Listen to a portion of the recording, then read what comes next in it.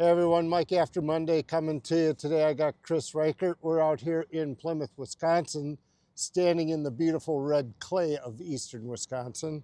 And our discussion was going to be, what do we do with this stuff as far as, okay, we got the itch for spring.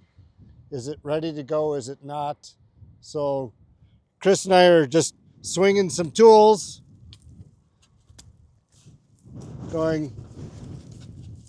getting some pretty good coverage, some chunks and such. And Chris, what do you see? Yeah, so we're kind of seeing a classic example of the wet weather we've had this spring and now starting to dry out with a little warmer weather but a lot of wind.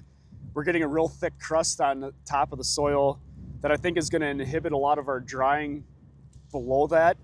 As we dig in here, you'll notice that the top inch and a half is fairly dry, crumbly, but underneath that you can ball it up and ribbon it out, which tells us it's too wet. I think a strategy that we can look to use potentially to kind of crack this open is to work it over once and ideally maybe let it lay for 2 to 3 days, let that ground dry out, and then get back on it and work it that final time before planting. I think working it once, going out there the next day and working it again is going to lead to a lot of compaction issues because that ground underneath is wet. But on that first pass over, the soil will carry us with as hard as it is currently, but we got to get that open and aired out. Open and aired is right. And we threw back and forth already. Well, what tillage tools should I use if I have different options? And one of the first things we thought, in this ground, which had been chiseled, more likely the field cultivator, just enough to get the shovels in, because in the case of a vertical till, we might bust off the top of this, but we never touch this bottom. So we need to get that leveled and opened up a little bit, and the field cultivator is going to do a better job of that leveling.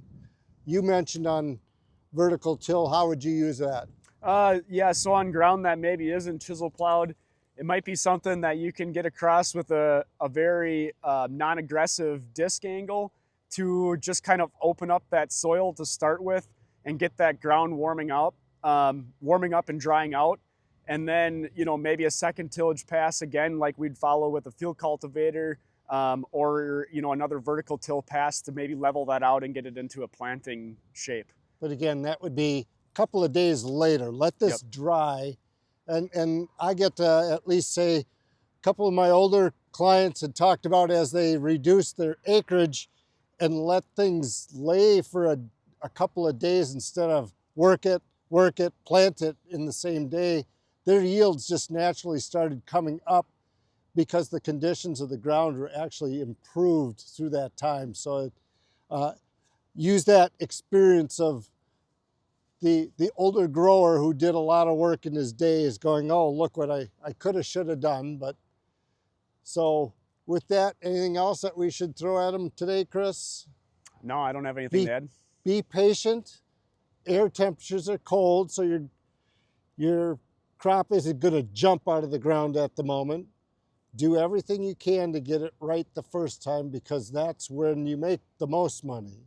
I guess one thing to add would be, if you have the itch to plant something, start with beans. Yes, yes. With that, have a great day.